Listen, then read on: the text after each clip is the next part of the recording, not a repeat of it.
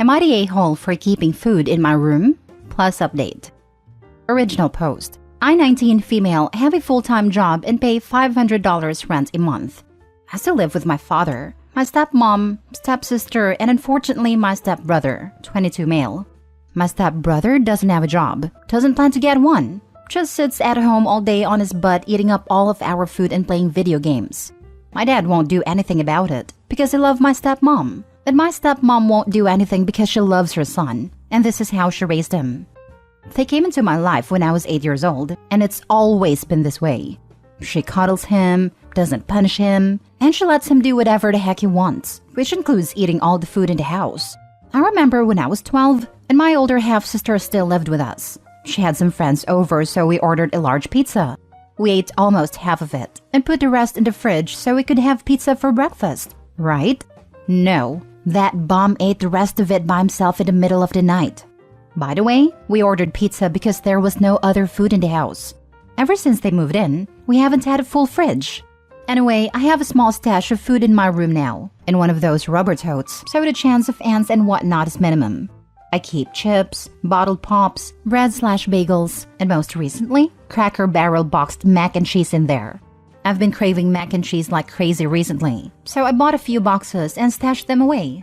Last night I made a box of mac and cheese, but my stepbrother wandered out of his room and asked where I got the mac and cheese from, because we currently don't have food, though his mom is running to the grocery store as I'm typing this. So I told him from my room, and he asked what I meant. I told him I keep food in my room so someone doesn't eat all of my stuff. I put a big emphasis on someone when talking to him.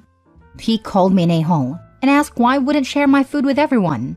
I called him an a-hole right back and said maybe if you don't eat so much, there would be more food to go around. I guess we were kind of loud because my dad came upstairs and asked what we were yelling about. And my stepbrother literally freaking tattled on me and saying I'm keeping food in my room away from everyone. My dad asked if I was serious, so I told him something along the lines of, yes, I am, because I'm sick and tired of waking up hungry because there's no food in the house. I pay you more than enough rent to get food for everyone. I also threw in how my stepbrother doesn't even have a job, and he's a lazy moocher who doesn't contribute anything, and then stormed off to my room, with my mac and cheese, of course. I don't really think I'm an a-hole, but my dad texted me and told me that it was really unnecessary for me to say all that, and to keep food in my room because other people are hungry too. I texted one of my cousins about it, and she sided with my dad, so I'm just second-guessing myself here. Please let me know if I'm the a-hole. Now for the top comments before reading the update.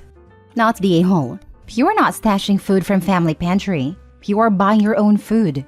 The mistake was letting the secret out. Yeah, you're very right about that. I never said I was the brightest. I think I just wanted to stick it to him, but now I realized my mistake. Yeah, dude, you messed up revealing you have a stash. Don't be surprised when it disappears. All you needed to say was you bought it, and if he wants some, he should get off his butt and go buy it like you had to. Just wondering, does your stepbrother who is 3 years older not pay any rent while you pay $500? I would be less mad about the food and more upset about the mixed standards. No, he doesn't pay rent, but I'm also not really expected to pay rent. I just feel for my dad because he's constantly stressing over money, but I know he'd never actually ask me for it. He was kind of embarrassed when I started paying him rent, to be honest, but I knew he could use it. So I'm not upset about the rent aspect. I mean, I kind of am because I know my stepbrother is freeloading, but I'm choosing to do this myself. Not the a-hole. You may want to get a container that locks to store your food. Now that they know it's there, your family will absolutely steal it. I'm not worried about the rest of my family, just my stepbrother. Luckily, my dad is pretty lenient in most things, so I do have a lock on my door. I'll start locking it whenever I leave for work now. Thanks for the tip. Not the a-hole. Up the ante and get yourself a mini fridge with padlock and microwave for your room. Haha, I've been thinking about that. However, I do have plans to move out by the end of this year, fingers crossed, so I don't want to waste any of my savings on being petty just yet. If it gets any worse, I might have to though. Now for the update. So I did what a lot of you suggested and had a sit-down talk with my dad when he got home from work. The first thing he said before we even began talking was apologizing because he understood where I was coming from, and he just didn't want to deal with my brother's bitterness. I said that is fine, and then asked where he was spending all of my money because the mortgage is paid off and all we have are utilities and car payments and lots of car repairs because both cars are hunks of junk. This took him by surprise and asked what I meant. I told him that I pay him more than enough to have some money left over to buy food for the house, especially with my stepsister giving him rent too. He just said stuff for the house. So, I went with someone suggested and told him that from now on, I'll be buying the groceries and giving him whatever's left over from the $500 a month for rent. He told me I don't need to do that it wasn't necessary, yada yada, which kind of irked me, but whatever. I then asked if he was going to do anything about the food problem in the house, and this apparently finally broke him. And he told me that he's been keeping all the money I give him for the rent in a separate savings account for when I move out. I was honestly speechless. I gave him the money because he's always tight on it and stressing over it, and this man has been saving it for me. I immediately apologized for being kind of a brat about the situation. I had an attitude because I was sick of everything, and told him to please use whatever he needs so we don't have to deal with it anymore. It took some convincing, but he said he's still only going to use what's absolutely necessary, but said that I can buy groceries once a month and put the rest of the $500 in my savings. So thank you everyone for the advice. Some people have also suggested I talk to my stepbrother and try to motivate him or even try to figure out what's wrong with him. Not the best way to put it, but I don't know how else. And I will do that eventually. But now isn't really the time. For now, everything seems to be good, so thank you again. Anyone else wondering how long it'll take before stepbrother breaks into her room to steal her food now that he knows it's there? That was my initial reaction as well. She needs to lock that food stash up tighter than Fort Knox. Agreed. I'm very surprised the update didn't start with, stepbrother broke into my room and ate all the food I had. Anyone else wondering how long it'll be before she figures out dad has no savings account for her? Am I the only cynical one here? Nah, I'll go with something like the stepmother draining it to pay for stuff for the stepbrother because they're family and OP should share. I honestly can't see him saving the money if they are struggling to buy food. The money's going somewhere, but I do not believe there is a secret stash of money and savings for her. Sounds like maybe stepmom taught her precious baby the ropes and getting by with no contribution. Dad and OP would be wise to have a family meeting and ask that between the two of them, they at least contribute enough monthly to buy 2 weeks of food. Dad isn't going to do anything. He went after his daughter instead of his stepson when he knew his daughter was in the right, just because it's more difficult. Standing up to his wife is even more difficult than that. I doubt he's suddenly going to grow a spine. Next story. Am I the a-hole for choosing my trip over babysitting my niece? Plus update. I, 27 female, have been planning a long trip abroad for some time now. I work remote, so it's easy to pick up and go, and this is my first time doing it. I was laid off recently, but since I have a lot of money saved and the trip has already been paid for, I've decided to go for a sabbatical. For months, I have had to convince my parents, grandparents, and siblings that I am going to safe places, that I have enough money, and that they don't need to worry. I finally had them in a good spot, and I'll leave in about 2 weeks. Recently, though, things have changed. I normally end up taking care of my niece, 2 female, for my sister, 32 female, at least once a week. My sister goes to work 3 days a week and works 2 days from home. And her husband, 39 male, works from home, but has to stay near his computer at all times since he works in customer service.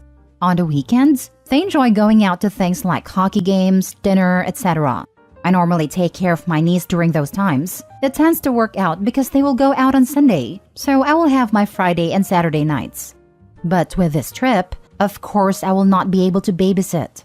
My sister was joking about this one day, and recently my parents have been asking a lot about my trip. And what about my niece? I was confused and asked them to elaborate.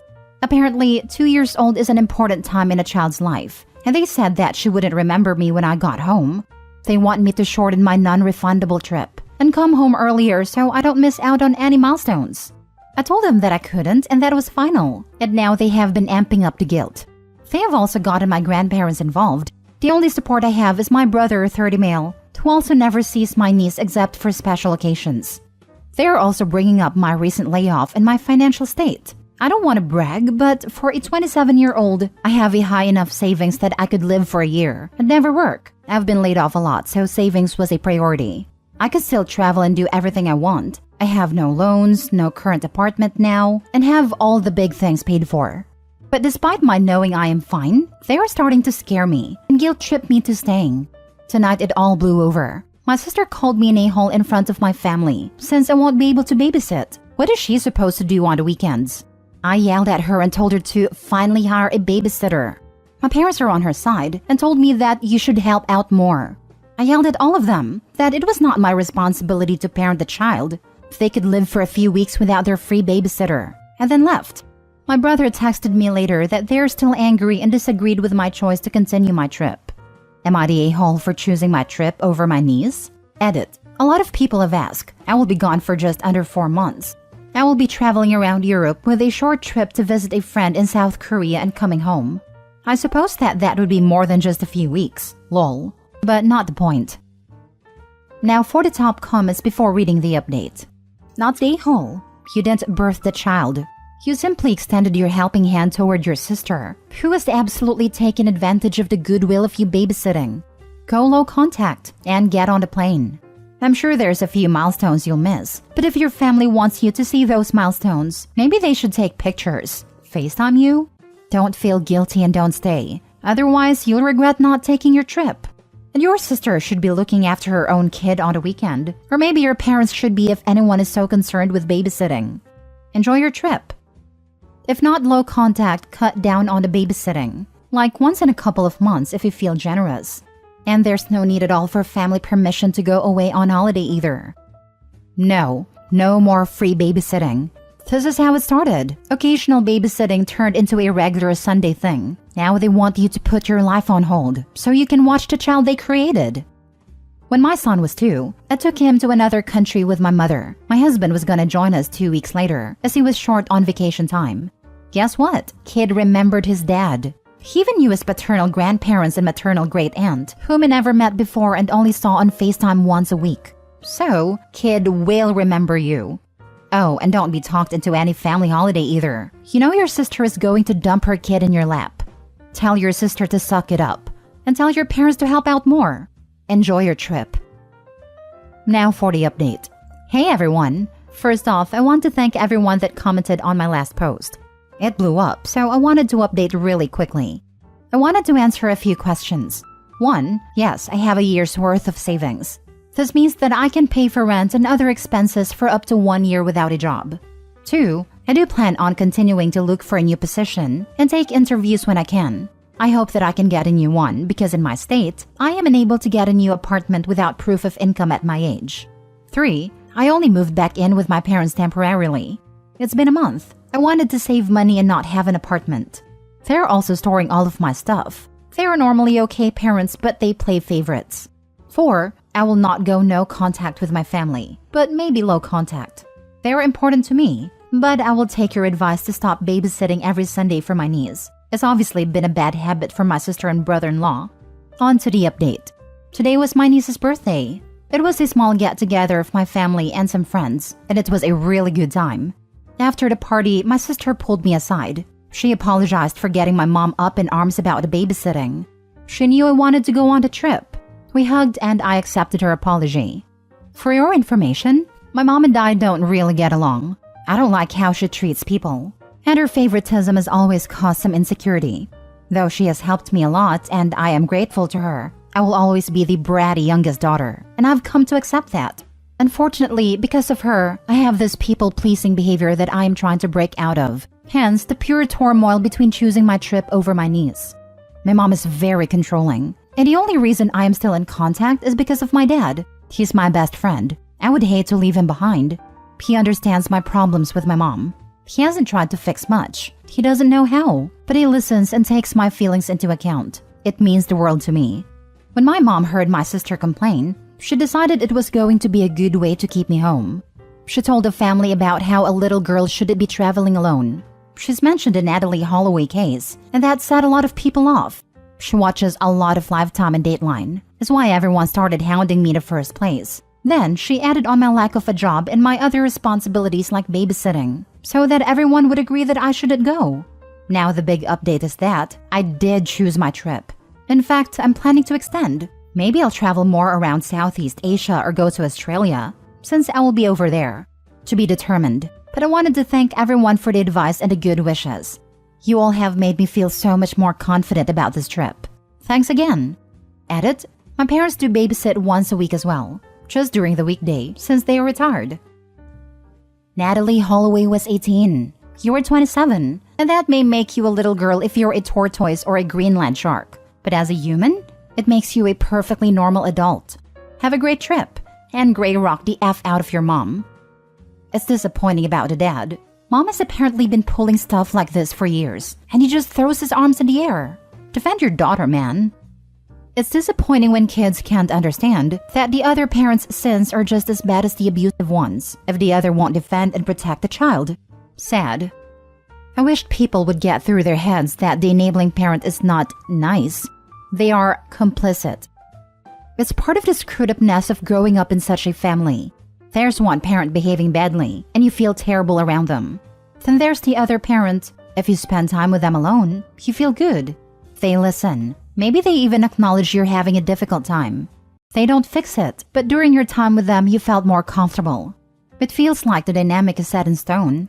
You can't do something about it. They say they can't do something about it, but at least they don't brush you off completely.